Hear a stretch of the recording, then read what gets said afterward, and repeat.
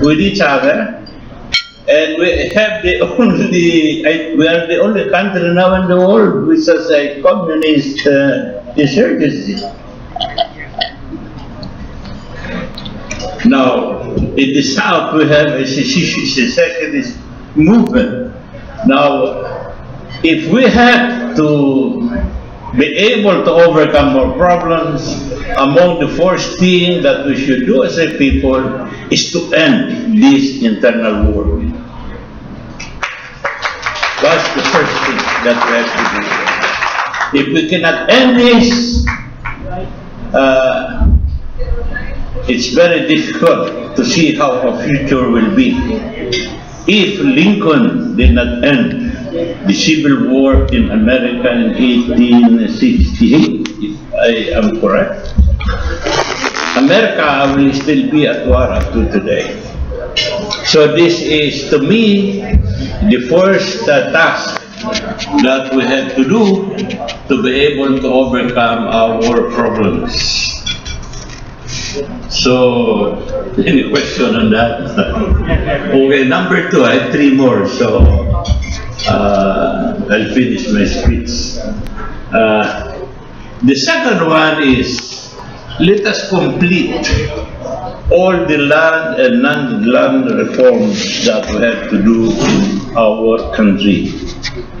Now, I'm not trying to promote the regime of President Ramos, but we tried to level the playing field in both the land and non-land sector.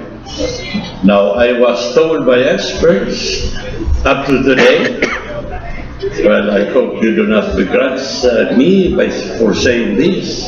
I understand that because of the reforms in the communication sector and other areas, this has become the driver of the Philippine economy up to this time. And unfortunately, we were not able to complete all the reforms that we were supposed to do as plotted by that group. So we have to complete these reforms. Okay, the third one is this. You know, the power in this country, the power to decide, the power to formulate policies are really in the hands of a few.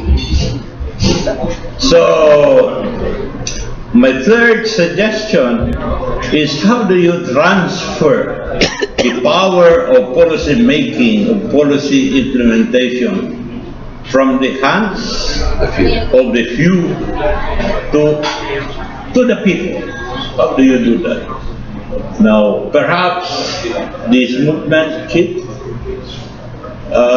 will be able to look at this very seriously and see how we could ensure that the destiny of this country, that's too big a word, but I'll make it smaller, how we could ensure that policy making and policy implementation in this country is in the hands of the people, in your hands. Sabi nga ng World Bank, ang problema sa Pilipinas, and I've said this repeatedly, is that policy making and implementation is in the hands of a few. They call it the legal key. And to me, this has to be given to everybody. Now, I hope the new constitution and the new system that you are suggesting here will be able to look at that and hopefully do it. Now, the last one to me is really very important. In fact, the most important, if I may say so. Now, this is really about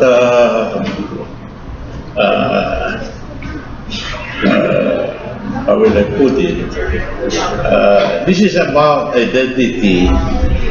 This is about the Filipino in command of himself.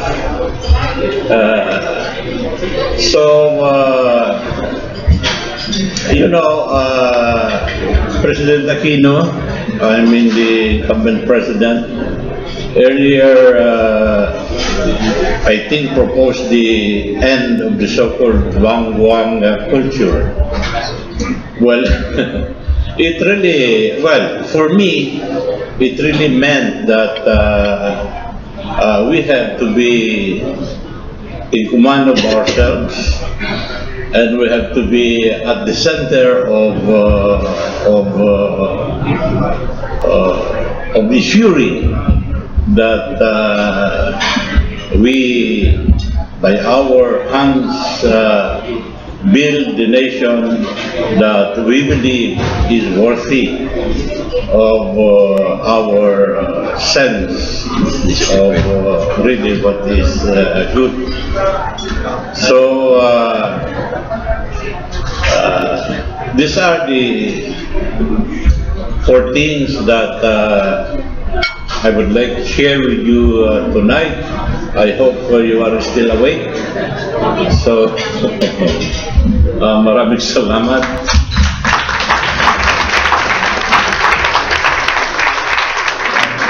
Maraming salamat, General Almonte. Hindi ka pa ready sa lagay na yan. Paano pa kaya kung ready ka? At kapag hindi ka nagsasalita, mas nakakakaba. Isa pong kasamahan niya sa military, tatawagin po natin para sa kanyang maiging pananalita. Alam ko controversial to sa mga kasalukuyang panahon na pag-uusapan, si General June Esperon.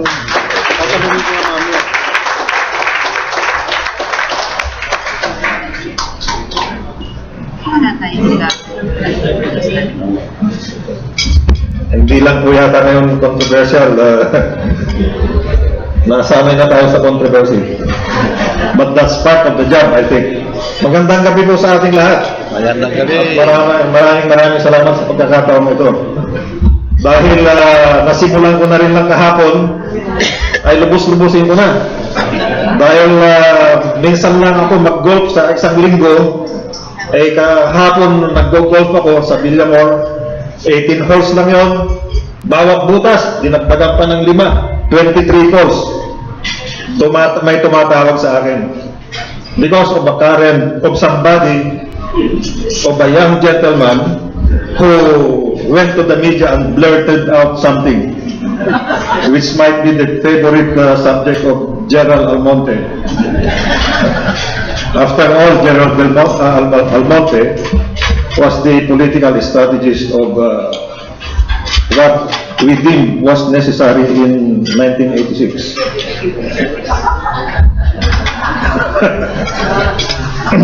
And which we nevertheless allowed again to happen in 2001. We tolerated it, but which I think cannot be tolerated again. And it must not happen again in the Philippines. Otherwise, pagtatawanan na tayo. We must be the joke of all countries if we go to another kudeta. Sabi nga ni Senator Trillanes, he was the young man who is not young anymore. Mayroon daw mga nagbabalak na magkudeta, led by officers close to the former president, generals. Kaya nga yun ang nagisnan ko kahapon at hindi naman nasira yung laro ko. Mukhang nag-improve pa dahil kung galit ako, mukhang gumaganda yung palo ko. Well, I answered so many questions yesterday morning up to last night and even this morning in reference to the allegation of Senator Trillanes that a kudeta is in the offing, led by generals close to the former President Gloria. Unang sagot ko, teka muna, bakit ba tatawagin mo akong Gloria General? Hindi mo ba ako pwedeng tawagin Marcos Lieutenant? Dahil nag-graduate ako ng 74? Or Cory's Major? Because I was the counterintelligence chief of the army when Cory was there? Or PFBR's townmate Colonel, because I was the deputy commander of the PSG. Napagalitan pa ako, bakit noon lang ba ako nag-report, hindi noong pag-graduate ko. Nasaan daw ako dahil hindi niya nakalimutan, taga-Singkat din pala ako. Or why don't they call me the brigade commander of ERA? Because I was a brigade commander in Cotabato during the offensives, only to be transferred again to Basilan as another brigade commander's post. Kaya lang hindi ako napopromote. After occupying my third position, that of being PSG commander under President Gloria, na-promote ako ng general. Tama nga. Glorious general. Pero did I enter the service when I became the PSG commander? Definitely not. I entered the service in 1970. 16 years junior to the previous speaker. But mukhang 10 taon lang ang pagitan natin si Ramon. Yun ang isa kong kinontest ko sa allegations ni Brillanes. I reasoned out, paano naman magkakakudita? Ang pagkaalam ko, major pa lang ako, counterintelligence chief na ako, ng army, going after coup plotters. Tapos nung chief of staff ako nagpakulong sa kanya. No, rather, I was the chief of operations. Meron din akong pinakulong ng 2006. Isa doon kaklase ko, the commander of the Marines, for withdrawing support from their commander-in-chief.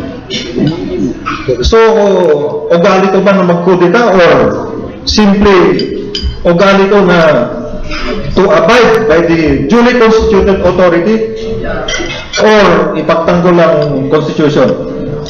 Sa makatuwid, mukhang mali yata ang pinagbibintangan niya.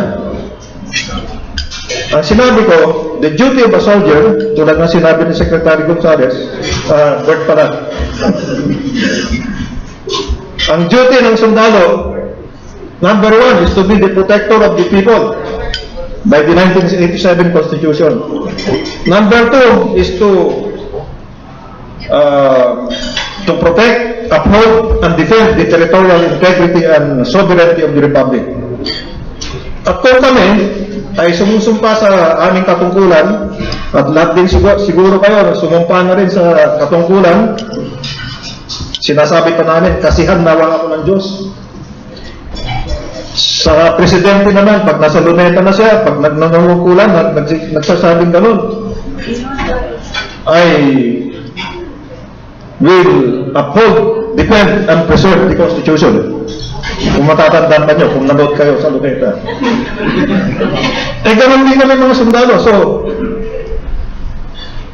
yun ang tungkulin namin. Nalulungkot ako ngayon dahil sinasabi ni General Almonte na after all, hindi pala natin na-implement yung ating Constitution. Hindi natin masundan-sundan. Pero ito ang sagot ko kahapon. Sabi ko, since yan ang duty namin na sundalo, and I think all the active officers will now swear to the Constitution and uphold it, hindi maniwala tayo na yun ang ginagawa nila. At ako'y naniniwala na yun talaga gusto nilang gawin. Hindi yung magkudita. And so, for once, dinodefensa natin yung Constitution, pinagtatanggol natin, pinaghirap-hirapan natin buuin ng 1935, mayroon pang Freedom Constitution, mayroon pang 87 Constitution. For once, let us make this Constitution work for us. Contrary to what you want, that we will change the Constitution. I beg to disagree. Maganahin muna natin para sa atin. At ito ang sagot ko kahapon. Sabi ko, pwede ba? Sundan natin yung Constitution. Allow the soldiers to defend it. Let them be the protectors of the people. Let them defend the territory. But most of all, at the end of the day, kung mayroon tayong pinag-uusapan o debate or disagreements, let us abide by the Constitution. Mag-debate na tayo, maski na madapa-dapa pa tayo. Ay, that lang pala. Even with the that controversy. Kung mayroon ng motion for reconsideration, sinabi ko kahapon, at the end of the day, pag nag-decide ang Supreme Court, total yun ang pinoprotektahan ng inyong sundalo. At yan din ang tinataliman ng buong sangkabayanan. Bakit hindi natin sundan ang saligang batas? Sundan natin. Kaya pwede ba, wag mo natin palitan. Sundan muna natin. Kung hindi yung sinusunod. There will be a reckoning point.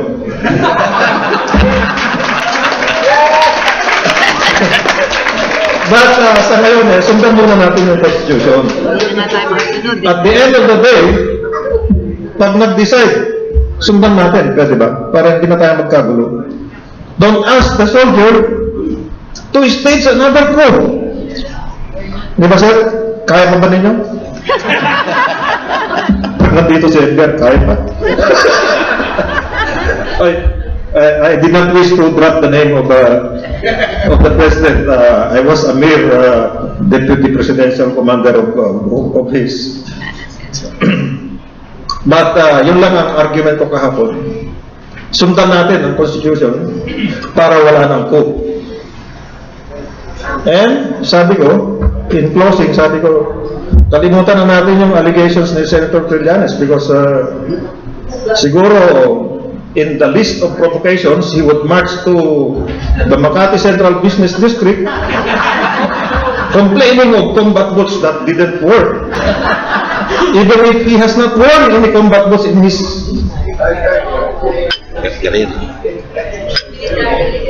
military, I don't know if that should be called a career. Nabalitaan niyang may kulang ng bala.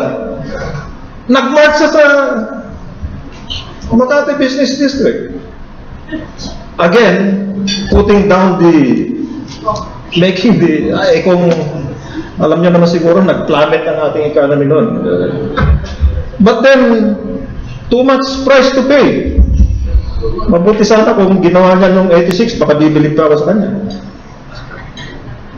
When there was a necessity. Tama po po yan, Atty. Lozano. Mukhang walang dahilan eh.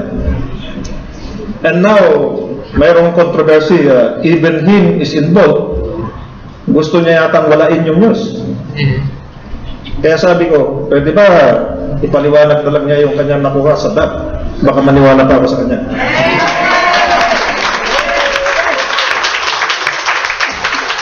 I came here as a retired soldier, never retired, but nevertheless still a soldier.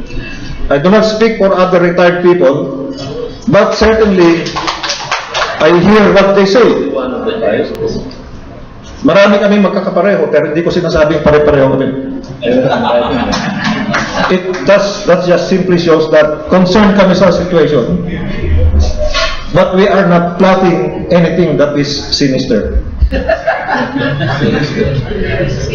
Kaya natutuwa ako nung sinabi niyong kailangan magkaroon ng constitutional outsourcing. From the crowd.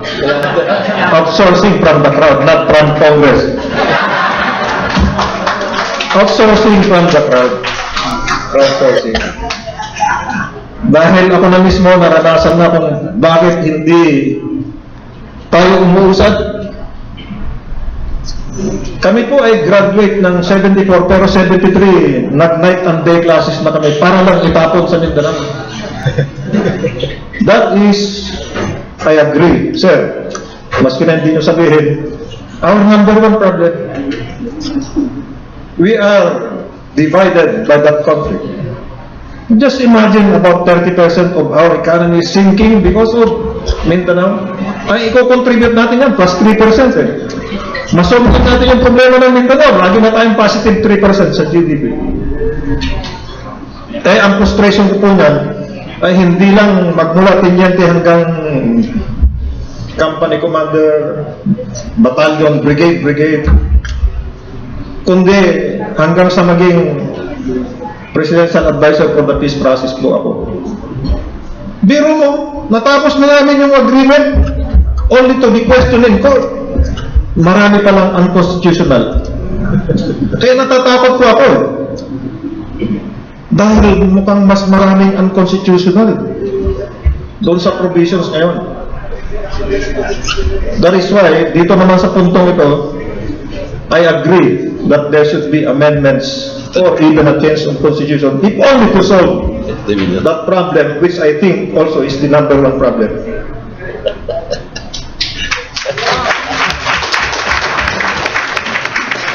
Talaga ko, yun lang muna po, dahil natadala lang siguro ako ng mga tanong kahapon.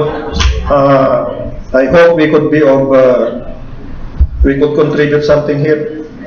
At to the, sir, kayo ang nagturo sa akin ng peace, si Archbishop Kapalya, siya ang aming mentor. I hope we could serve the purposes of peace. Maraming salamat po.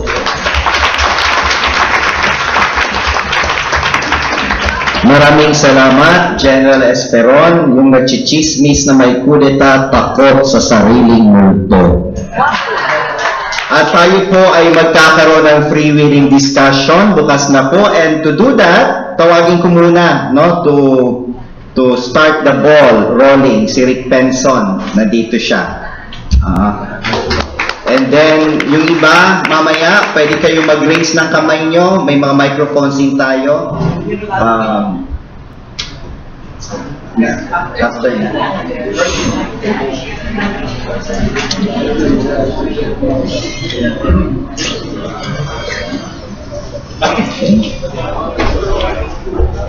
Minuto, baka mag-invest na. Yeah, good afternoon. It's nice to be with people of the same thought, although meron conflicting ideas. It was mentioned earlier, yung 60-30-10. 60-30-10 is not a phenomenon. It's a man-made logarithm. It's a man-made conditioning of the PICOS machines. When we filed last March 31st, the petition with the Supreme Court versus the COMELEC to annul the proclamation of the 2013 elections, we were laughed at, we were ridiculed, we were losing candidates, they said, sour graping. Why did we wait almost a year? The truth of the matter was because it took us almost a year to find the hard evidence. Documents from the DOST themselves, based on the random manual audit of the PICOS machines, that none, not a single PICOS machine that was submitted for random manual audit to the DOST, none of them had digital signatures. None of the machines transmitted their results. All of the machines had linear anomalies, meaning to say, before we even put our ballot in, alam na ng PICOS ang resulta. That is why from Batanes to Holo, from Batanes to Tawi-Tawi, 60-30-10, which is an unnatural occurrence in Philippine politics. Walang balwarte, walang kahit anong homegrown votes occurred in the Philippines, and we just took it sitting down. I am not sour graping. I don't have any delusion of winning last year's election. We only campaigned on two major topics. One, political dynasties. It's a bane to our society. And number two, there should be totally no pork barrel. And who won? All the candidates that won the 12 seats for the Senate, in all their interviews, they were all for pork barrel. It is only after they won that they started condemning pork barrel dahil nahuli na ang Senado. Nawala ang respeto natin sa Senado. Kaming mga natalo, pinagtawanan na lang ng bayan. Pero happy na rin kami. Sapagkat nagawa namin yung dapat gawin ng bawat Pilipino na ipaglaban ang katarungan at ang katotohanan sa ating bansa. Lima kami from different parties, all independent candidates. How will we expect to win kung 10% lang ang inallocate para sa amin? Our own media planner, for one, I will speak from my own experience. Our own media planner said, Mr. Penson, you don't even have to go out and campaign if it's just for 5 million votes because the 26 million pesos for our TV exposure and TV ads alone will have the recall. But what happened? We ended up with 1.2 million votes. Okay na rin yun. In fact, to the very end, dahil sa galit ng Malacanang siguro sa aming kampanyang ginagawa, binawasan pa yung binawasan nila ng 4 million votes si Grace po, dahil sumobra yung kanilang bilang daw, binawasan pa kami ng 1,000 votes para matalo pa ako kay Ramon Montaño. No pun intended to the generals here. But that is the reality of Philippine politics. Now we're talking about Bayan Ko. When we saw yung Bayan Ko, nung nagkausap kami ni Chief Pedrosa during the Hennessy launching of Hennessy at the Shangri-La, we were sitting next to each other. Kailangan natin transformation council na talaga. So that whatever occurrence, tama siguro ang pupuntahan nun. And I'm so glad that Carmen Pedrosa took up the cudgels and started Bayan Ko. It is a very timely move. But taking into consideration also what I've heard here, maybe there's reality to accept that it is people that is wrong with our system. It is not totally a system failure. Mali ang mga taong inilagay natin sapagkat hindi tayo ang naglagay. Sapagkat ang boto natin hindi binilang. Kaya lahat sila tama, de facto. Kaya lang, andyan na sila. They took their oath. Kaya pala nung hindi pa, nakaka 62% pa lang nabibilang, andun na si Bam Aquino, naghihintay sa PICC para mag-proclaim. See? We are being made fun of. We are being made fools.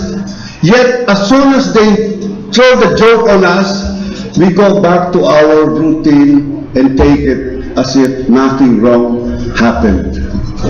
There is no more truth, there is no more integrity, and there is no nationalism. And if there's none of the three, we will run out of patriots in this country. Maraming salamat po. Good afternoon. Very well said. At bago magpatuloy, gusto ko lamang banggitin ang pangalan ni Mrs. Tina Corona. Narito din siya, asawa ng dating Chief Justice, biktima ng DAP. At hindi naman siguro masamain ni Congressman Glenchong kung unahin kong tawagin ang isang babae. Kanina pa po tayo nakikinig sa mga kalalakihan. Pakinggan naman po natin ang chair ng Tanggulang Demokrasya, si Madam Evelyn Kilaito, at for a very short message.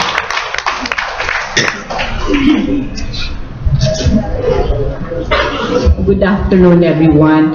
I would just like to add that we in Tanggulang Demokrasya, we started right after the May 2010 elections.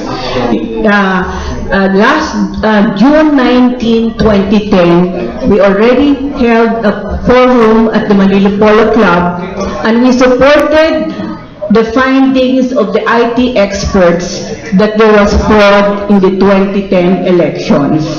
That's why in 2013, I personally did not vote because I know they were using the PICOS and they were going to cheat us again. And it really happened. In fact, we in Tanggulang Demokrasya, we filed a case at the Supreme Court when the COMELEC announced in the papers that they were going to buy the PICOS. And we had to look for money to hire a lawyer so we can file our petition that we didn't want the COMELEC to buy the PICOS machines. And now, for me, there should be no 2016 elections. That's why we in Tanggulang Demokrasya, we're all for the Transitional Council. And we are here because we want to support bayanco.org.ph because we want to have a new constitution that really comes from the people. That's why we have this crowdsourcing. So yan lang masasabi ko na sana dapat wala ng 2010 elections. Thank you. 2016, I mean. 2016. Because we started 2010, nadala na talaga kami. Ako, 2013, hindi na talaga ako nag-vote. So, there should be, I repeat, there should be no 2016 elections. That's the stand of Tanggulang Demokrasya. Thank you. Yung 1987 Constitution kasi drafted ng mga appointees. Dapat galing sa taong bayan. Ngayon naman po, pagpapatuloy ng ating free-wheeling discussion, nasa listahan ko po si Congressman Glenn Chong na magbibigay ng kanyang kaunting kaisipan sa usapin. At mamaya po siguro, para hindi na lahat pumupunta sa harapan, meron po tayong mga microphone na pinalaganap. Meron po doon, meron dito. Pwede po kayong lumapit sa microphone at mag-share ng inyong kaisipan. Thank you. Good evening, ladies and gentlemen. Don't be afraid of me. I was a former congressman and I did not benefit from the DAP, although I did consciously use my PIDAP. That's why I have the courage to speak against this administration. Dahil kahit anong bubusisiin mo pa yung PIDAP ko, wala kang makikita doon. It all went to the people and I'm not afraid. Now, if the good bishops will recall, I was one of the speakers doon sa plenary ng CBCP where you gave me a standing ovation. I did prove to you in clear-cut terms, certified true copies of 158 pages of documents showing multiple transmissions which could not be traced. Then the second one is preloaded CF cards. That was the mode in 2010. So that if we go back to the elections in 2010, this administration was not legitimately and was not constitutionally elected. At best, the president is a de facto president. He is not a de jure president as required to be elected under the process detailed in the Constitution and the election laws. All of them in 2010 and even more so in 2013. As a matter of fact, in 2010, December 10, 2013, I attended the Senate hearing of the Suffrage Committee. Although I know that we have immunity if we present in the committee, I specifically asked the chairman, I have to grab a microphone just to be able to say my piece. I told him I'm asking for at the very least transactional immunity because I would like to present actual ballots with the security marks showing a huge discrepancy. The total actual ballots is only 353, yet the election return shows 701.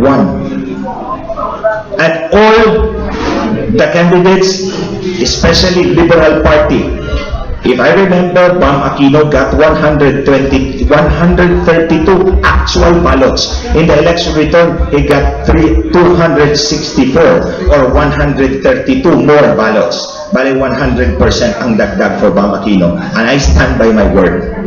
Pangalawa, I remember it was also Lauren Ligarda, he got 202. Ang final sa ER was 424 or 220 more.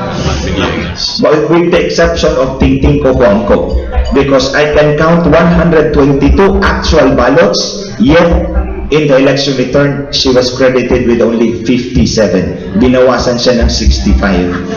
Siya lang ang binawasan. But notably, for all the independent candidates, Benson, Sinyeres, Eliasos, the independent ones, kung ilan yung balota na nandun, exactly the same were recorded in the election returns. So pag independent ka, yun lang ang i-report ng PCOS. They will count it correctly. Pag LP ka, may dagdag up to more than 100%. I asked for that transactional immunity. Ang sabi ng chairman, sabi ni Chairman Brillantes, we're not afraid. We will give you the immunity. Mr. Chairman, you give him the immunity. Ang sabi ng chairman, in the next hearing, I'll talk to you. We will schedule a next hearing for you to present your evidence. They never scheduled it up to now. And then lately, there's a decision from the Regional Trial Court in Branch 34 of Gapan City in Nueva Ecija showing that Brother Eddie Villanueva was shaved 119 votes in 3 precincts. Itong tatlong presinto were identified by his supporters. Parang nagkadak ata sila ng audit and then they found out he got less votes. So they petitioned the RTC. The COMELEC opposed. SET lang daw ang may jurisdiction. Ang sabi ng judge, no, this is not to unseat. This is simply to count the ballots. So it was given due course, and when they opened it, when they counted it, Brother Eddie was deducted 119 votes in the 3 precincts. So just come to imagine, on average, 40 ballots, 40 votes per precinct, 78,000. You can easily lose 3 million votes. That's enough to overturn a position for senator. And I'm a CPA and a lawyer. I really estimated it. How much COMELEC would have made if they were selling political positions? For senator, it's about 100 million. Come to think of those 250 congressmen at 30 million and the governor at 50 million, you could easily run up to 14 billion pesos, much more than Napoles. And we don't feel revolted by what they are doing. Remember, when they sell public office, right from the start, when they sell public office, these people who will occupy these public offices will get it from us. That's why you have the PDAP, that's why you have the DAP, and all other, whatever monstrosity they're going to make. And they're going to fool each and every one of us while we do nothing. Ladies and gentlemen, I would like to point out, does it have to take Tita Chip at her age to organize this one? What about the younger people, the younger generation? What are we doing? Baka totoo yung sinabi ni Plato na when it comes to the middle class and the upper class and even the younger generation, apathy is the default mode. And if we do that, I don't know where this country will head. I don't know where we will go. But I risk I know I could be subject to the vindictiveness of this president. But I'll take that risk. Sabi nga ni Archbishop Aguiles, we have to die probably. That's not necessarily certain physical death, but we will have to suffer. And that's the reason probably I think electoral fraud is not gaining ground, because there is no human figure na nakikita ng tao na suffer. Unless someone is jailed because he's advocacy, I'm ready to do that. Thank you very much, ladies and gentlemen.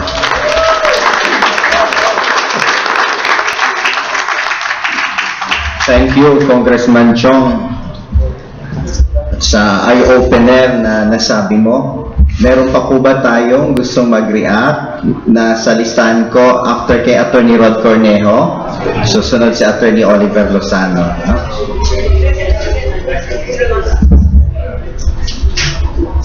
Good evening. I'm not a lawyer. I'm sorry. My name is Rod Cornejo. I'm here, like you, for the following reasons. First, we're all concerned citizens. We're all taxpayers, I hope. We have children and children's children. I have, except for the good Archbishop, I have two grandsons.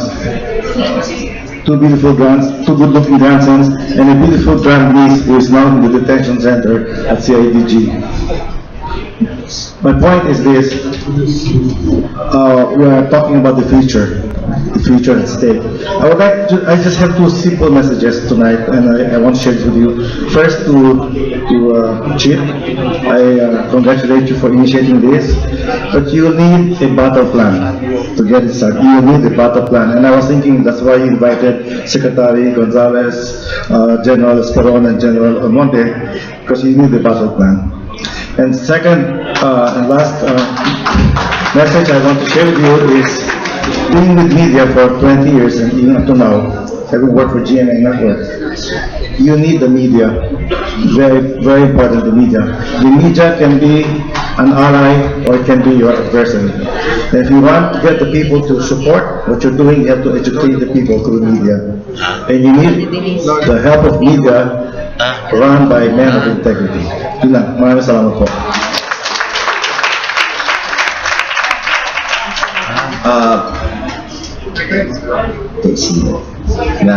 Na-recognize ko na.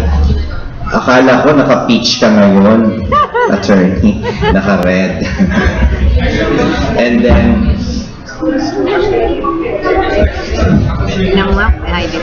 sabi ng Master of Ceremonies, gamitin niyo yung microphone sa likod. Pero in my lifetime, I never talk at the back of people.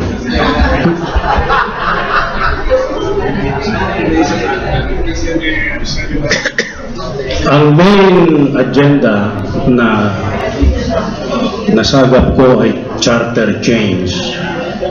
Pero ang buod, lahat yung mga nagsalita ay kailangan upang magkaroon ng charter change. Kailangan matanggal ang bugos na presidente. And I agree. Hindi ng bugos,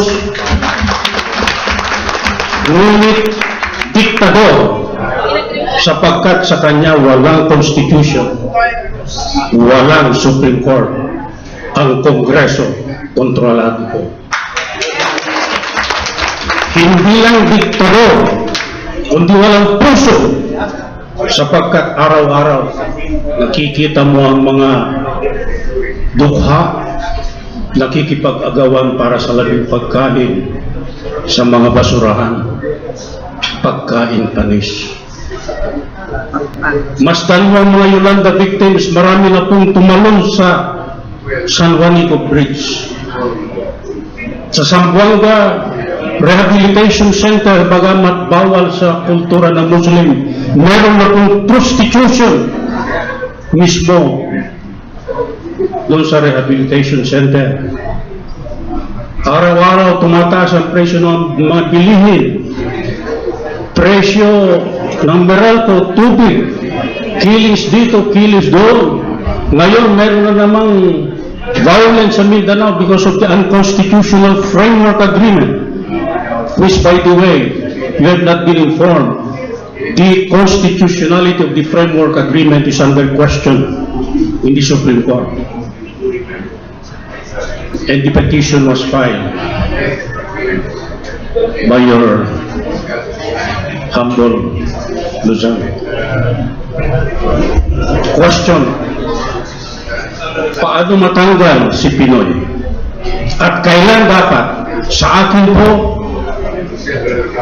pwedeng matanggal si Pinoy in August. At ang pagkatanggal ay nasa kamay itong bayan ko. Tinanong kanina ni Rusty sa akin, Transformation Council, pero nasaan?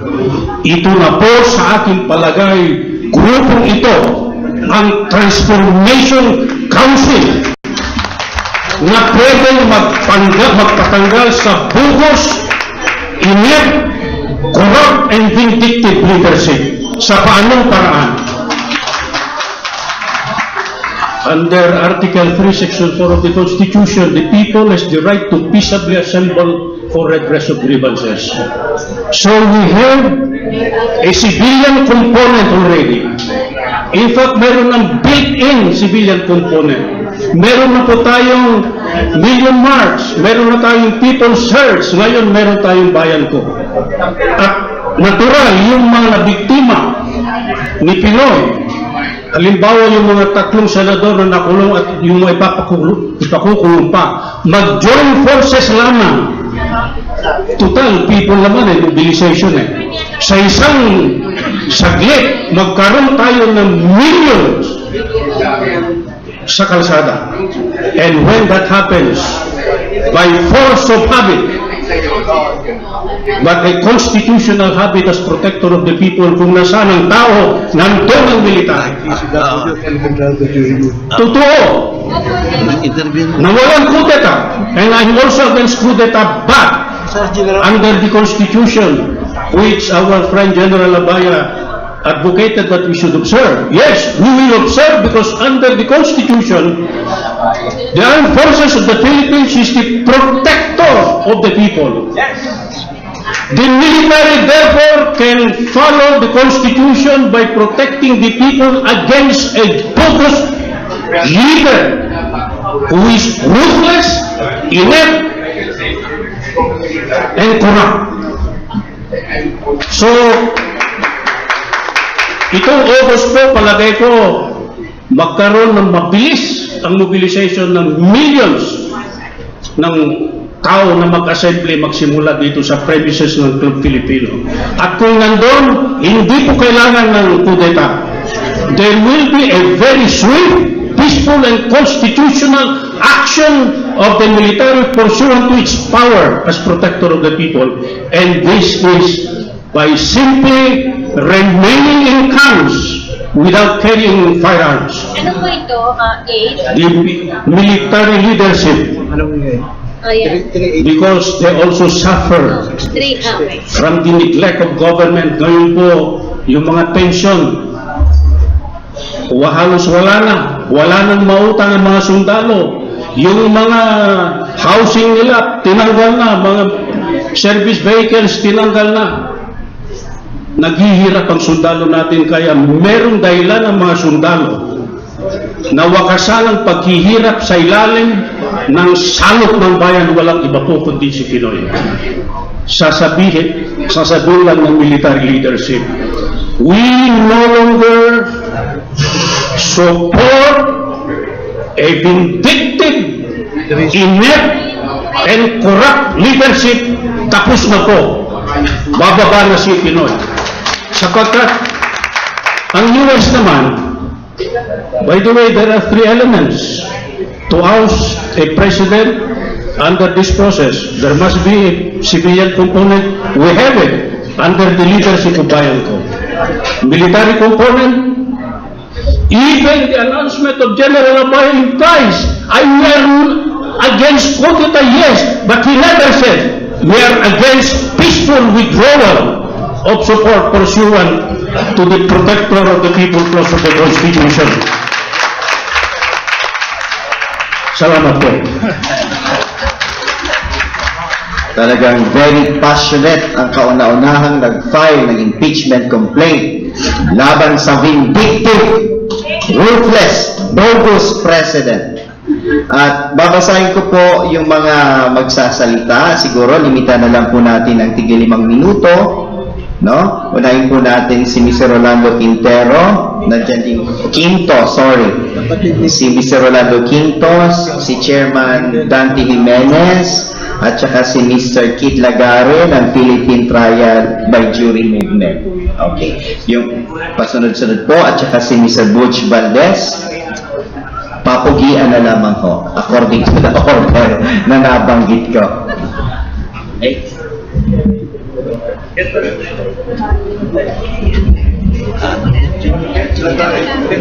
I'm so grateful that this was organized by Bayan.org.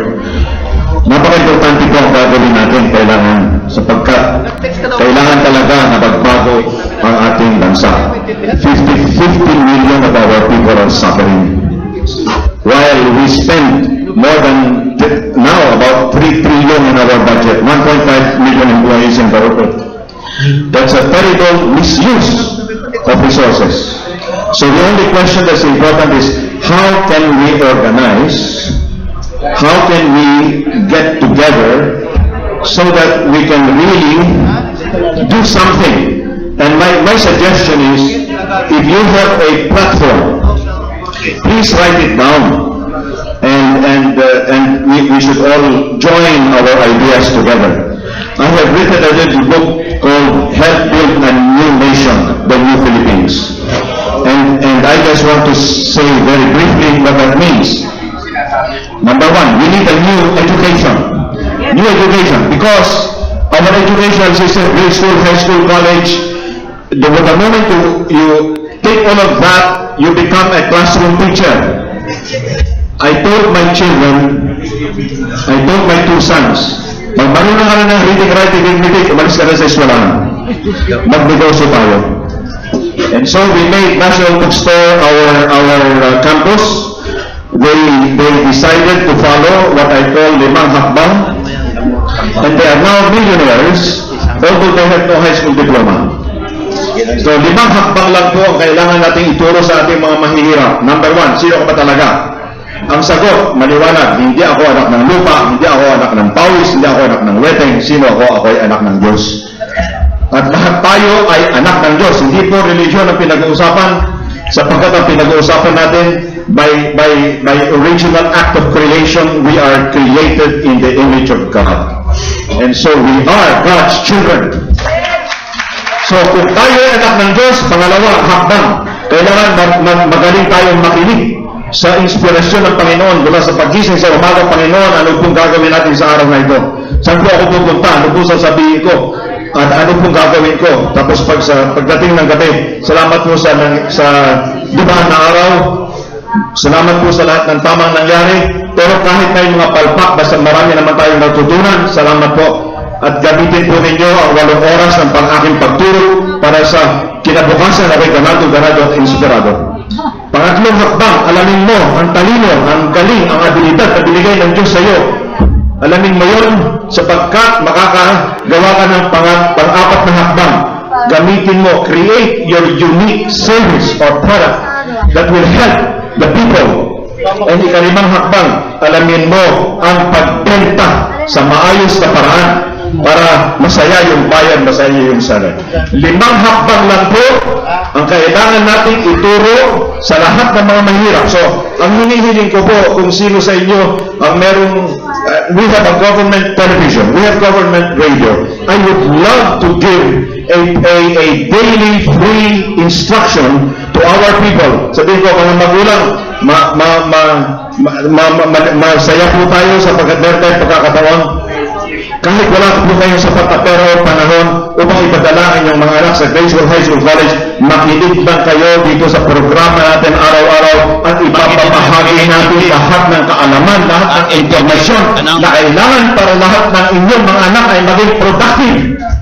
Hindi kailangan ng duraw, hindi kailangan ng pitak, hindi kailangan ng dak, hindi kailangan lahat dyan ay pagpapahina sapagkat ang ginagawa po na lahat ng conditional cash transfer at ano ba mga kalawa, mga bidwat na natawag. Yung mga basta turn out po, ano po nangyayari? Nasisira ang self-reliance ng tao. Pangalawa, nasisira ang ating pera. Nung ako po, estudyante, ang soft drink ay 10 centimos. Ngayon, 10 pesos. Our money has lost purchasing power by 100 times. That is done by government. It is government that has stolen our money because they have destroyed the purchasing power of our money. So kailangan po natin mag-organisa. We cannot, what we need We have to do for the Philippines what Lee Kuan Yew did for Singapore.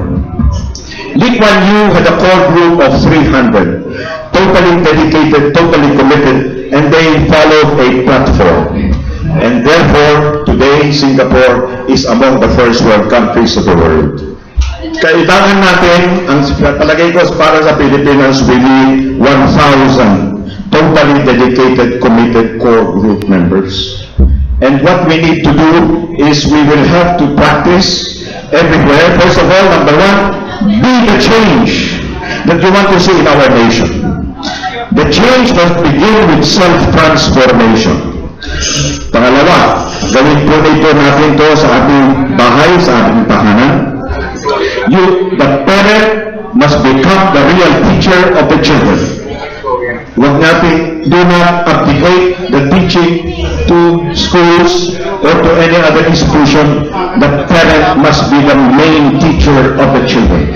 And that's what I did with my children, and that is why they're very successful and very patriotic. So, ang importante ko, simple. We must create the simplest, the fastest, the cheapest way to transform our country so that as soon as possible we replace an inept, a corrupt, an incompetent government with a true, productive, effective, efficient government. We the people, government of the people, by the people, for the people. Thank you.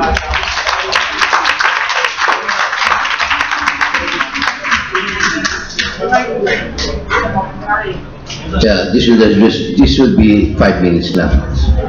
Thank you for inviting me and my group from Bicol. We come from the Bicol region, one of the most depressed regions in this country. And gusto ko lang may share sa inyo, wala na si General Almonte, about why this coup is persisting. And somebody told me, a lot of junior officers ay tumawag sa akin. They said they want to raise the issue of this Bangsamoro law that is now being framed by Malacanang. And I'm pretty sure with the President telling Congress to pass it into a law, despite of its too many inconsistency as far as Constitution is concerned. Gusto nila parating po sa inyo, sa ating lahat, yun po ang issue nila. Because they are in the grounds. Sila din po ang magsasuffer. Hindi po issue ng DAP ang problema ng ating mga sundalo. I've been with the military for 10 years lang. Jun Esperon adapted ni sa class PMA 74. Yeah, we're very close. So, yun lang gusto kong parating. Matatalo ang DAP because we are one of the petitioners ng VACC. But pag dumating na po ang issue ng Bangsamoro law, dito puputok ang problema. I am pretty sure they're just silent. Mga senior officers are silent about this. Ito po yan, usap-usapan sa grounds. Anyway, in 2009, kami po sa Bicol, nag-form po ka ng Bicol Autonomy Movement. Ito po yung aming charter na ginawa. 2009 pa po ito. And related to dito sa ginagawang framework ngayon ng Bangsamoro. We believe that each region must be given genuine and greater autonomy. Kaya nga kami nag-adapt dito ni Atty. Ordinario from Catanduanes, si Elder Abad, and of course, iba pang mga kasama. And kailangan naman pagbigyan ibang mga regions. But you see, we felt that after all these controversial issues now, we believe that the system has to be changed. This presidential form of government ay inutil na talaga. 2016 will be another farce government. Kaya we will support Bayan.org. We will support Bayan.org in its campaign for a transformation, and alam niyo pa kami sa VACC kasi, ay kami yung mga biktima ng mga heinous crimes. I graduated from a mere victim. My brother was killed in 1990, and that started practically my transformation from a military to a businessman and now an activist in the street. Last Monday, kasama po kami dun sa ginawang SONA rally. I joined the progressive groups, the leftist groups in Commonwealth.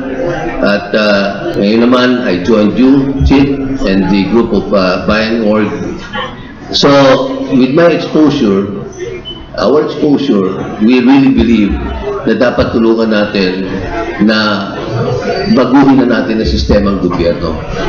Wala na pong pagkakas ito.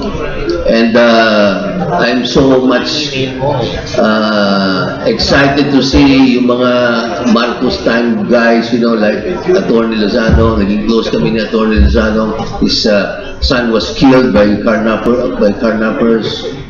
You know, mga Cory yellow followers like Charito Planas. Palapakan natin si Charito Planas. Yan ang mga nakilala natin noon.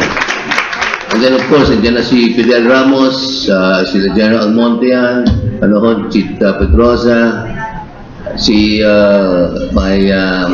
Maricor, yung maging Imperial sa Nada City. And then after that, si Erap, di ba?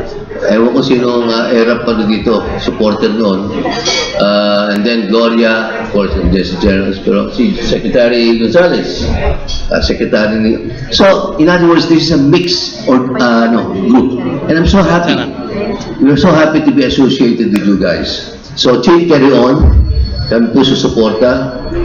We will, in Bicol, rest assured that we will actively campaign for a change of government. Maraming salamat po. Mabuhay! Thank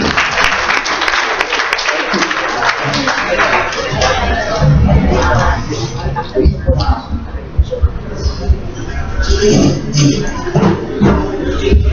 Magandang hapon po mga boss. Maraming salamat Miss Pedrosa. Ako kaya tinawag ko kayo mga boss, totoo naman tayo mga boss sa bansang ito. The sovereign Filipino people. Nga lang, madalas, kaysa minsan, tayo po ay nabubusabos. Kilatis Lagari po pala ako, pa-founder ng Philippine Trial by Jury Movement, no? At tayo nandito para solbahin ang problema ng bayan. Pero, sabi nga ng elementary teacher ko noon, bago mo magawa ng solusyon ng problema, alamin mo muna kung anong problema. Ano ba problema sa bansang ito? Kanina natumbok ni General Monte, sayang, malis na siya. Sabi nga, problema sa bansang ito, nasa kamay lang ng kukonti. Diba? Ang pagmamanipula, hindi ko nga tatawagin yun ng paglilid pagmamanipula at paninindikato sa bansang ito. Anong problema? Hindi na natin may patupad ng mga batas. Since 1946, July 4, 1946 to be exact, nung ginawat sa atin ang kasarinlan ng mga Amerikano, hindi natin may patupad ng batas. Bakit? May problema ba sa mga pulis natin? May problema bang Kongreso? Ang Senado? Ang Malacanang? Wala po sa kanilang problema. Ang problema ay yung historical wrong na ginawa noong July o noong 1935 nung pinanday o nilimbag ang ating 1935 Constitution. Halos kinopya po ang buong saligang batas ng Amerika. Ngunit sadya, sa palagay ko, sadyang hindi isinama ang dalawang pinakamahalagang probinsyo sa Bill of Rights. At yan yung the right to bear arms and the right to a trial by jury. So ano po ating sitwasyon ngayon? May dalawa pong players sa bansa natin. Isa gobyerno, isa mamamayan. Ang nabibiktima palagi, mamamayan, tama? Ang nabibiktima, gobyerno. Now, paano mo sila mapapanagot? Una, kailangan mabuking. Sa sistema ng bulok na hustisya sa ating bansa para mabuking mo yung mga nagnanakaw sa kaban ng bayan at nangaabuso sa mga karapatang pantao, pati na yung mali-maling interpretasyon ng batas para paboran ng mga malalakas at pati paggawa ng mga batas para kutungan ng mamayan, dadaan ka sa butas ng karayom. Mabuking pa lang. Paano pa ito papanagot? Dadaan ka sa karayom na walang butas. Tingnan po ninyo, gobyerno nagnakaw ng pera ng mamayan. Sino po nag-iimbestiga? Gobyerno. Sino nagpo-prosecute? Gobyerno. Sino ang humuhusga? Gobyerno. Saan dadamputin ng mamayan? Ang kailangan po sa bansa natin ito, pasensya na sa mga naniniwala sa charter change, demokrasya. Hindi pa tayo nagkamero ng demokrasya. Wala pa. Ang demokrasya, kanina nabanggit, government of the people, by the people, for the people. Nabanggit sa Abraham Lincoln kanina. Yun din ang pinaglaban niya. Kasi yung kalaban nila noon, ang gusto malakas na gobyerno. Hindi demokrasya yun. Si Abraham Lincoln, gusto niya malakas sa mamayan. So anong sabi niya? Para huwag mabura sa balat na lupa ang demokrasya, kailangan nilang tumaya ng buhay at nagwagi nga sila. At paano ini-exercise ang demokrasya? Sa pamamagitan ng husgado. Lahat ng katiwalian sa bansang ito, lahat ng usapin, hindi po niresolba sa police station, hindi sa Kongreso, hindi sa Senado, hindi sa Malacanang, o hindi sa Korte. Hindi ko po sinasabi na mga judges natin dito at mga Supreme Court justices ay mga tiwali, magnanakaw, hindi ho. Ang sinasabi ko lang, madaling namamanipula ang isang judge na permanente sa trabaho at hawak ng politiko, itinalaga ng politiko kaysa 12 juror na ordinaryong mamayan at hindi kilala. Paano mo ngayon sila mamanipula? Hindi mo sila kilala eh. Makikita mo lang during the hearing, andun sila 12, walang pangalan, number lang. Paano mo ngayon sila mamanipulahin? Paano mo sila tatakutin? Paano mo sila susuhulan?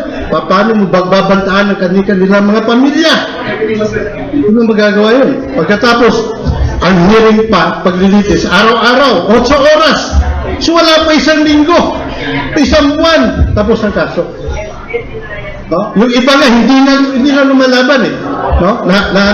Naalala niyo yung kaso ni dating Congressman Mark Jimenez. Sino kanyang tinulungan? Nakaupong presidente, Bill Clinton. Pero siya ba ay natulungan ng mga padrino niya? Hindi! Anong ginawa niya? Umamin na lang. Nag-plead guilty para mas mababa sentensya. Sino pa? Ang asawa ni Senador dito lapit.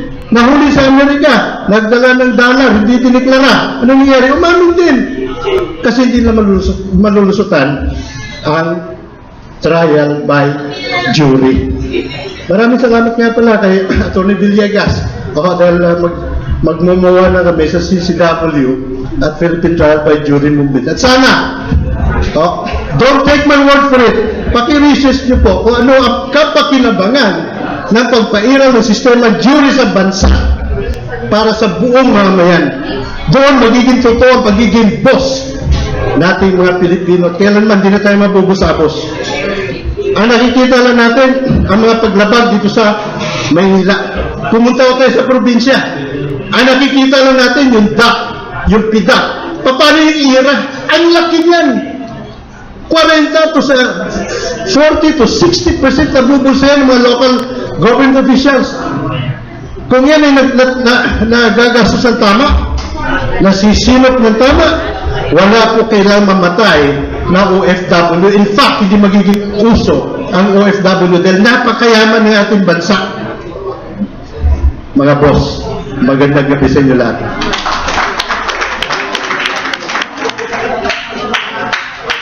Hingi lang po ako ng tulong dahil malaki ang ating hinaharap na organisasyon. Kaya lahat ng mga pangalan ilagay doon at kung ano ang gusto ninyong gampanan. Kaya if you want organization, you want a secretariat, you want a civic fundraiser, right, by the way, is going to be very difficult because we don't really want any money from big businessmen. What we want is every single one. Like, I'm sorry, I had to pay for the food, but that's 200 pesos. But we will need a lot of generosity from the citizens to be able to really create a movement that can be said to be people-oriented and people accomplished. This is before you go, I hope all your numbers are there so that we will be able to trace all of you and please help us because each one of you is a, what we call that, a multiplier. You can make a lot of, You can be the next senator. of friends, tell people what this is all about, and you will have a website. We all have a website.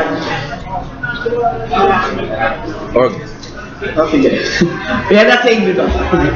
Yeah, but always remember, if you are, I know most of the people who are here are my Facebook friends. So please continue our friendship. I just wanted to make sure that I see faces and I see people with whom I can talk. No? But apart from that, we will continue using the internet, and that we can talk to each other and say, okay, Rolando, how many people do you have who are willing to teach skills to these people? For example, let's say, we will talk about that because that's organization. Organization is done in small scale, and you are in the Ateneo, so we can organize something around that, and then who else? Bicol. So the Bicol people can spread their doctrine, what do you call this? The advocacy of federalism, which is also very important. Well, those are the various things, but as I said, organization will come through buyanquote.org, and at the same time, please help us raise funds. Because it's all of us. The money must come from all of us, not from big people. Thank you. Okay. Kanina po may nabanggit ako na magsasalita pa. Ang pangalan niya po, Butch Valdez. Buti na lang po at hindi Butch Abad. Siya po ay taga S4S. Tawagin po natin si Ginoong Butch Valdez.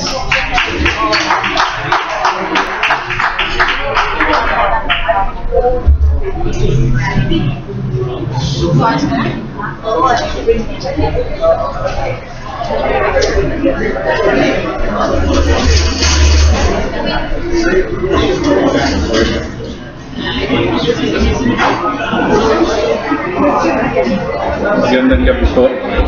I did not expect to be called to speak. I was quite happy listening to all of the wonderful speeches this afternoon and early evening. But nevertheless, since Miss Baby Nebrida, whom nobody can refuse, I'd ask them, I'd say I'd give my 2 cents worth. Okay, our country, that's the reason why you're here, and that's the reason why we're all getting together from practically all different types of interests. Is probably, you get the feeling that we are facing probably the most severe crisis our country has ever felt. I submit that this crisis we're facing is worse than those who probably felt we were facing a crisis in toppling a dictator. Because meron po tayong tinatawag na convergence of events. Something is going on inside our country, and a great deal is happening outside our country. And because of what's happening outside our country, wherein there is a collapsing financial system, as you can already see it, and there is greater turmoil all over the world, and a threat of thermonuclear war facing the world. We have a leader who is incompetent, incapable, and everything that you don't want a leader to be, who is at the helm and will not be in a position to save the nation. He definitely will not be in a position to put us in a survival mode when all of these storms, financial and geopolitical storms, start to get together. You can feel it. You can feel the whole world getting into this problem. And we also submit that our country in 2010 has been attacked. Our sovereignty has been attacked in 2010 by the use of the PCOS machines. A group of people conspired with institutions, especially that of the media, to steal the country from us and had taken our sovereignty from us. And they did so again in 2013. Our sovereignty has been stolen from us by this group of people, not once, but twice. And it leaves the people with such a confused state of mind, not understanding where the problem is coming from and who's causing all of this. And that's why we get here. In our thinking, there are only two institutions working as institutions in our country today. We have a government that is not that of the people, because they have stolen it from us. But the only two institutions working for us today, which have not yet gelled, which have not yet acted, but the people depend on them so much. Number one is the Catholic Church of the Philippines. Where the Catholic Church got together as an institution, all the other religious sects will follow. And we need to see the likes of Bishop Arguelles and everybody in the bishopric of the Philippines saying one song, saying one thing. We have him, but we don't yet have the others all staying in one table saying one thing. That is the institution the people are waiting for. And the other institution that we are also waiting for is the Armed Forces of the Philippines. The Armed Forces of the Philippines, whatever you say of the generals, and some have been rather corrupt, but they have a tradition, something that has been taught to them in the Philippine Military Academy. The highest ideals of integrity, protectors of the people, defenders of the Constitution, defenders of the Philippine sovereignty. These are very high ideas. There is no other institution, academic institution, that prepares young officers for this. But what happens after this is something else, because there is a system that's corrupting them. The older officers that have been corrupted are corrupting the younger ones. And this is what is the situation. But we still have them idealistic. They are still around. And they are too are Filipino people. They are not your servants. They are your fellow Filipinos, sworn to defend us. But they are not our servants. They have the capability to defend our sovereignty, our individual selves, and the nation. Now, I want to see soon, very soon, these two institutions collectively working together. But it has to be led by the Catholic Church of the Philippines.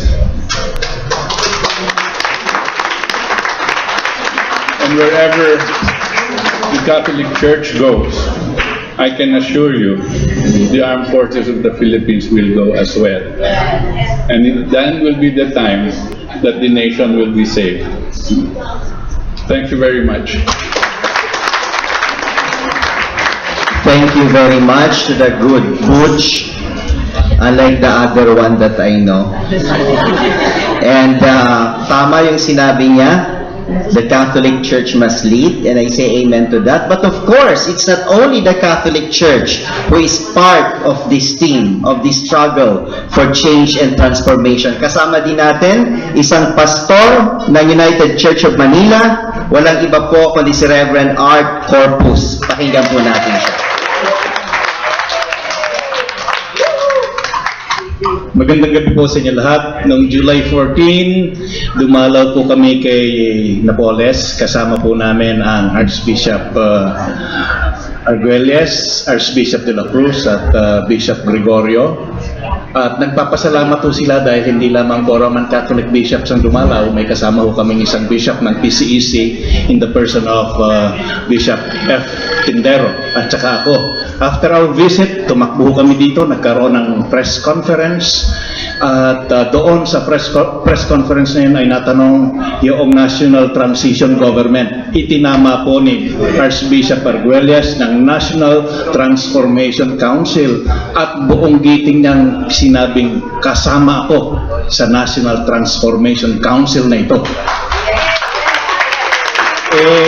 Hindi po, medyo masama po ang loob ko kay Senador Kit Tata dahil hindi niya binalik sa akin yung mikropono dahil hindi ko nasabing ako rin ay membro ng National Transformation Council.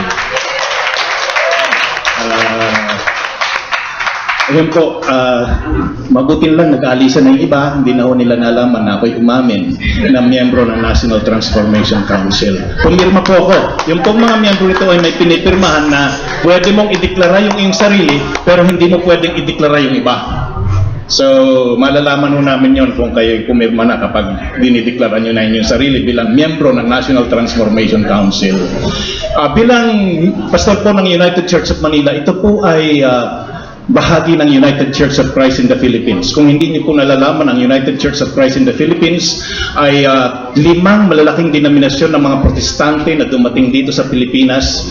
At itong 5 malalaking denominasyon ito ay nagsama-sama noong 1948 at tinawag nila yung kanilang sarili na United Church of Christ in the Philippines. Ang problema po dito, ang mga simbahang ito nagsama-sama ay iba't iba ang pamamahala nila. Yung pong mga United Brethren, ang kanila pong authority ay ang kanilang mga obispo o yung kanilang mga pastor. So pag sinabi ni pastor, sunod ang simbahan. So yun po yun. Yung pong mga congregationalist sa Mindanao, kapag sinabi ni pastor at tinanggihan ng kongregasyon, talo po si pastor. Yung pong mga Presbyterian naman, kapag sinabi ng konsilyo, kahit anong sabi ni pastor, konsilyan. Ito po yung naging problema. At nung nagsama-sama kami, hindi mo malaman ang paano mamamahala. Kaya dito ay naging napakahalaga ng saligang batas. Nagkasundo po itong 5 organisasyong ito at nagbuo sila ng saligang batas. Ang tawag po roon ay Constitution of the United Church of Christ in the Philippines, Constitution and Bylaws. Kaya pag nag-away-away po o nagkaroon ng argument, ang mga simbahan, ang mga pastor, ang sasabihin nila, ano ang napagkasunduan natin? So they go back to the Constitution and Bylaws. At yun ang nag-ayos ng aming samahan.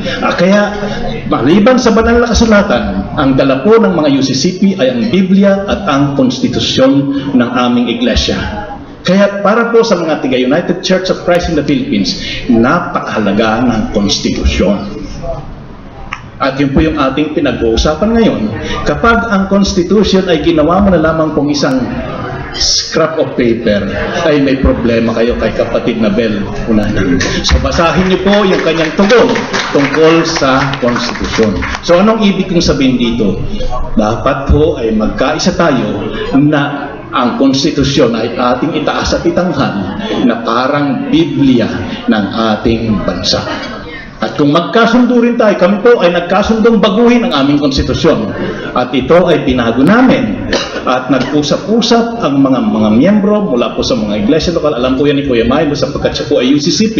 Ay inusap po ang mga iglesia lokal at nagkaroon ng delegasyon at nagkaroon ng constitutional convention ang UCCP sa pangunguna po noon ni Senador Rubito Salonga. So mayroon din po kami pagbabago sa aming konstitusyon. Kaya tama lang din po na magkaroon tayo ng crowdsourcing sa ating pong konstitusyon. Salamat po. Akala ko ay display na lamang po ako dun kanina. Maraming salamat, Pastor Art. Na-inspire lang ho ako ng Holy Spirit kaya tinawag kita. Talagang inspirasyon ho yan. At napakaganda yung sinabi mo na yung ating saligang batas ay dapat itinatanghal kaparis ng Biblia, no? Hindi katulad ni Gina Lopez, mere scrap of paper lang daw yan. Alright. Ngayon po, tawagan po natin si Attorney Villegas. Baka meron po siyang views na gustong i-share sa atin. At pakatapos niya naman si dating Vice Mayor Charito Planas tungkol sa kooperatiba.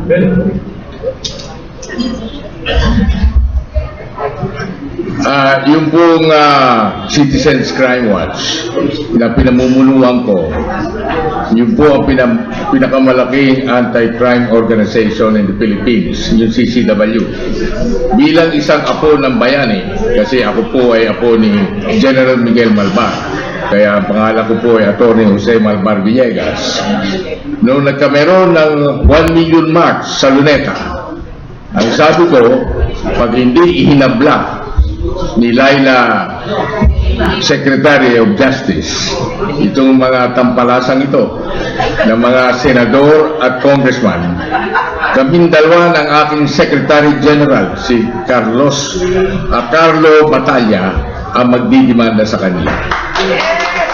Kaya, alam po naman ng bansa na kami ang una nagdemanda sa 5 senador na 3 ay nakakulong na at 23 congressmen na lahat ay nakahabla na ngayon.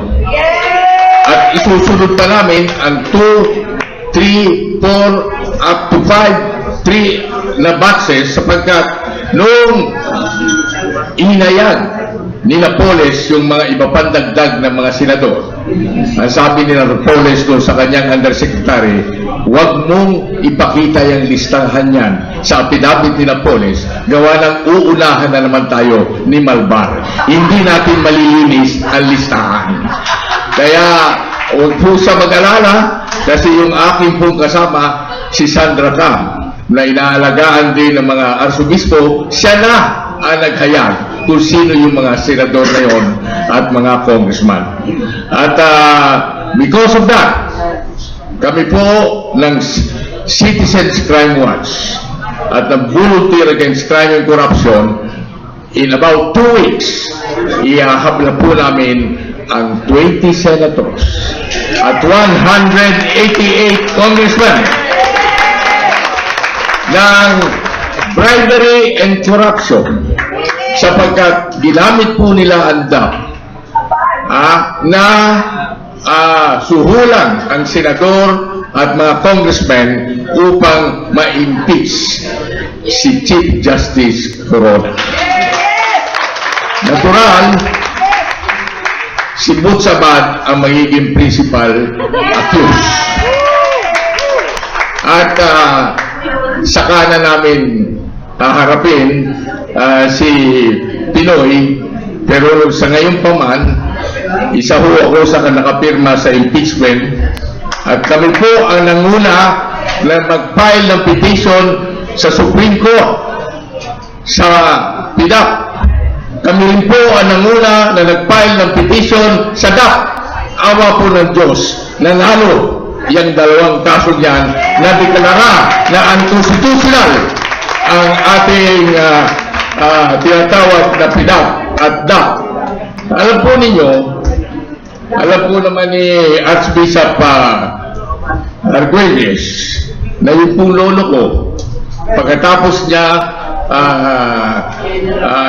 inassume ang posisyon ni Aguinaldo, kasi si Aguinaldo hindi marunong magtago, nahuli kagad ng Amerikano. So it took my grandfather 2 years to fight the Americans in what we know as the 30th War at the turn of the century, yung pong tinatawag na Philippine-American War. Yung pwersa po ng lolo ko ni General Malvar, ang napatay pong Amerikano noon, pwersa ni Malvar, ay 40,000 Americans. Yan po ay itinatago ng Amerikano, pero ako po ay nag-research sa archive sa Washington at saka iba pang mga historical records. Kumpirmado ko po na 40,000 ang casualty ng mga Amerikano during the Philippine-American War. Ngunit ang kalungkot-lungkot, ang casualty naman ng mga Pilipino ay 600,000 ang minasaker ng mga tulisang Amerikano niya. Ako, hindi na ako pwedeng pumatay ng Amerikano. Kasi yung napag-asawa ko ay half American. Kung si General Malvar ay sumurrender sa Amerikano, ako naman ay sumurrender sa Amerikana. While General Malvar has liberated himself from colonialism, I am still under colonialism in the house. Kaya po, ang pinag-initan ko po ay PDAP at DAP na lamang. Sapagkat hindi ko po mapatay ang Amerikano, buwanang baka ako naman ang mapitay. 42 na po ang naipabitay namin ni Dante Jimenez bilang prosecutor ng napakahilos, maraming heinous crime, at saka kami rin po ang nagpo-prosecute sa Maguindanao Massacre. Ang sabi nila, tatagal ang Maguindanao Massacre at nakakatagal na nga ng 4 na taon. Sabi ko, basta't nakikita ko na nakakulong yung mga yan, hindi bagay tumagal ng 20 years ang Maguindanao Massacre. Sa ngayon, 10 na ang namamatay ng diabetes, heart attack, at saka high blood. Another 10 more years, patay na lahat yung mga lurong yan doon sa Bikutan. So, ngayon na pinag-uusapan namin, narito po yung abogado pinadala nito kasi ang abogado po ay si Raymond Fortun. Kami po nag-argue sa Supreme Court. Kaya po nabaril si Raymond Fortun, lahat tamaan ay asawa. Sabi nga ni Raymond, bakit hindi ikaw ang binabaril? Ikaw ang aking client, ako lang naman na nag-argue for you. Sabi ko, siguro yung gunman, alam nila na ako nakamana ng anting-anting ni General Malvar. Kaya hindi tayo ang binabaril. Pero nakita ko po si Bert dito, si Maricor, at saka si General Monte. Tapos na yan si Pinoy. Maniwala ka. Sapagkat ako po ang presidente ng Lapi ang Manggagawa, the third oldest political party in the Philippines, after the Nacionalista and the Liberal. Yung Demokratiko Sosyalista ng Pilipinas, si Bert. Yung pong tinatawag na Bicol Saro, si Maricor. Yung pong National Union of Christian Democrats, namatay na, si Mang Lapus.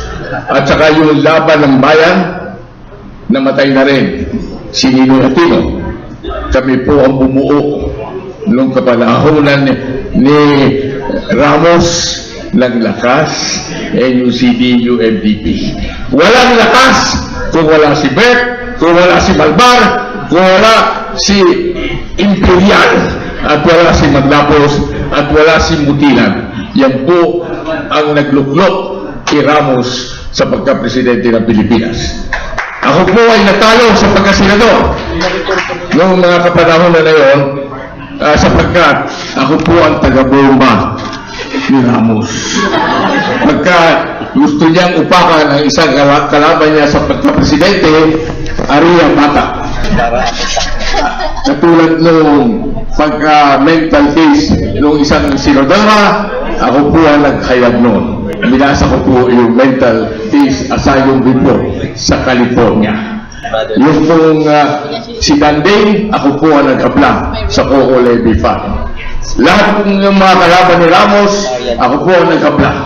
Sapagkat alam po naman nyo sa military, may demolition squad. Ako po ang napili na one-man demolition squad. Kaya pumutok po, nanalo si Ramos, siyempre yung demolition squad natalo. Kaya alam po naman ninyo, according to the Philippine Mental Health Association, kalahati ng Pilipino ay luko-luko. That is the highest form of disability in the Philippines now. Mental illness. Nandiyan po, sa Dario, the other day. Dahil po niyan yung bulag, pipi, biye, at ibang form of disability. Kaya nakikita nyo kung anong klase ang presidente, abno. Anong klase ang mga congressman, may topak. Anong klase ang mga iba pa dyan, ng mga senador. Naku po, yung isa ay gusto maging presidente by marrying heart evangelista. Nakakatakot po. Sabi ko nga alam po ninyo, dinonate po namin ang property namin sa Archdiocese ng Lipa. Yan po ang tinatawag ngayon na Father Pius Right. Galing po sa mga lolo ko yun ni General Malbar. Kaya sinuswerte po ako at naniniwala ko kay Boots na pag ang Katoliko ang nagalit sa iyo, adus, materia, todas. Hindi sapagkat ang co-founder ng Opus Dei yung brother ko, Dr. Bernardo Villegas. Siya po ang founder ng University of Asia and the Pacific. Iba po naman ang aming mga palatuntunan. Pero ang katotohanan, my mother died at 102 at si Archbishop po ang nag-officiate ng Mass to sa Santo Tomas. Kaya sabi ng lahat, may edad na yan si Malbar. Huwag kayong mag-aalala kasi matetepok na rin yan. Tandaan ninyo, ang mother ko ay 102. Kaya mga 30 years pa kayo, pwede ko pang ipakulong. Marami pa sa inyo ang aking hahabulin. Kaya tuloy, pag ihinabla namin yung 20 congressmen, 20 senators, and 188 congressmen because of bribery, at yung pong inubuso sa ombudsman at na-file ang kaso sa mga tampalasan yan, automatically suspended. Kaya wala na po tayong Senado, wala na po tayong Kongreso. So, sabi ko, merong lumapit sa akin, mag-lead ka kasi ikaw ang apo ng isang bayani na abolish Congress. Ay naku, marami pang mamamatay dyan Iyakapla ko na lang yan. Abolish din ang Congress. Kaya, nung ipinapile ko ang petition, together with our patriot petitioner, doon sa impeachment, sabi ko, sige mga congressmen, labanan ninyo itong impeachment at titingnan ko kung sino lumalaban sa inyo at tutuluyan ko kayo. Pero kung inyong susuportahan ang impeachment, aalisin ko kayo sa demanda. Yan po ang sabi ko. Kaya meron nang bumulog sa aking buo, ako, pipirma ako. Alisin ko na ako sa demanda. Takot na mawala yung kanilang pwesto. Gawa na maraming sinusustentong asawa. Alam mo ba maraming kondominyo ngayon na hindi mabayaran? O gawa nang wala ng PIDAP. I know because I am the chairman of the Ortigas Neighborhood Association. Bilang president ng Astoria Plaza, I was elected by the entire Ortigas complex as the chairman. Di maraming kondominium. So I know what's happening there. Naku po, ang dami ng hindi mabayarang unit. Pagkatapos na inalis ninyo ang PIDAP. Katakot ang mga injectment na dapat gawin ng mga every condominium. Kasi yung mga pinagdadala na mga suporta ng mga congressman, senator, hindi na nakakarating. Kaya merong ilang doong mga kulasisi na lumapit sa akin na humihingi ng tulong kung paano ko silang matulungan na huwag mo nang maalis. Sabi ko, humanap ka na lang ng iba. Harapin mo yung kabarilan, kaibigan, at iba pang mga lintik na hanggang ngayon ay kumikita pa ng pera. Kaya sabi ko, ito ay isang bansa na kinakailangan na ating isalba. Kawawa naman ang lolo ko. Alam po ninyo yung lolo ko, 5 ang anak. Hindi pa pinapanak ang mother ko because after diwala ng mother ko, dala-dala sa bundok, pati ang lola ko. Nakipaglaban from the Spanish time to the American war and was involved in 159 battles. Hindi namatay. At pirmi kasama ang asawa, kaya 11 ang children ng lolo ko hindi makakaliwa. Gawa ng pati sa giyera kasama ang asawa. Kaya tuloy, ang mga mother ko ay 11 silang lahat. So, I'm happy to join such an organization, but all of you know what Citizens Crime Watch is. If you tell me that in a place wala crime watch, I'll prove to you that I have headquarters in that place. Sabi sa akin, meron ka bang? Meron, ako ay challenge ng isa. Meron ka ba sa Tortor Island? Tinawagan ko agad yung aking chairman sa Tortor Island. Sabi nung chairman ko sa Tortor Island, alam po ninyo, ang crime watch dito, pati hupa ko ay miyembro. Kaya huwag mo susubukan si Atty. Villegas. There is no place here that does not have a crime watch. Pero huwag kayong mag-alala, hindi ako magkukudita. Bagamat ako ang pinakamalaking organization sa Pilipinas. Sapagkat Filipino yan eh. Kung dayuhan lang yan, hindi ako'y namumula ng isang labanan. Pero parang Pilipino, bakit mo naman pinipapatay ang Pilipino? Naaawa lang po ako sa bansa namin. Lalo na sa aming probinsya. Alam po ninyo, Batangas is the cradle of our heroes. Ang lolo ko, Mabini, Agoncillo, Jokmo, nandun lahat, Recto, etc. Sukat mo, ang aming gobernadora ay si Darna. Hindi ba kayo naaawa sa bansa? Oh my God! Meron bang ganyan klaseng bansa anywhere in the world? Nung ako'y lumalaban sa pagkasinado, alam ni Beth yan.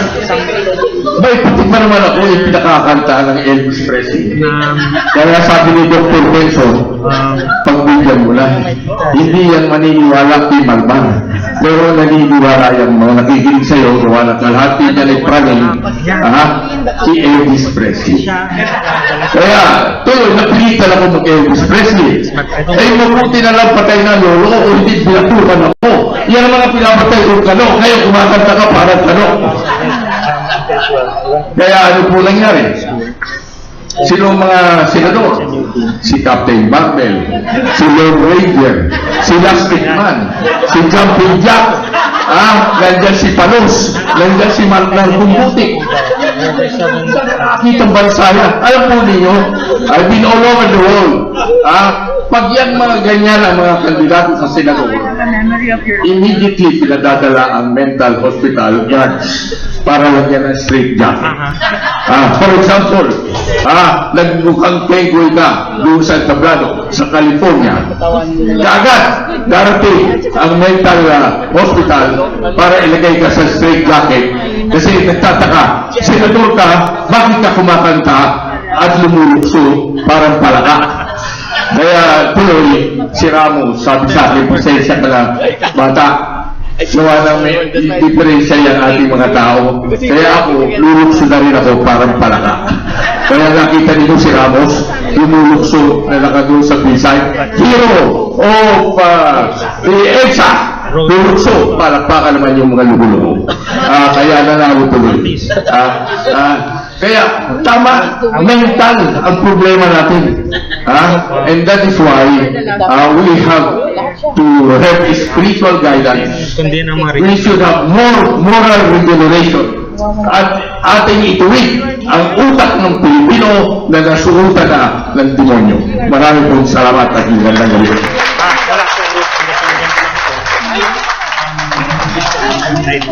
Jerry.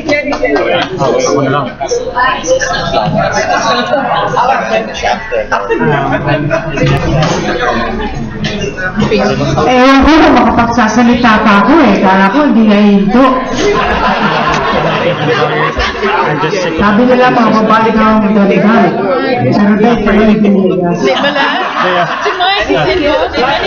magandang gabi po mga kapatid. Alam niyo, pero kami kinikwento.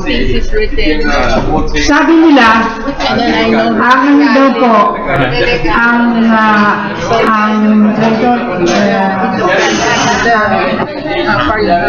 ang impyerno.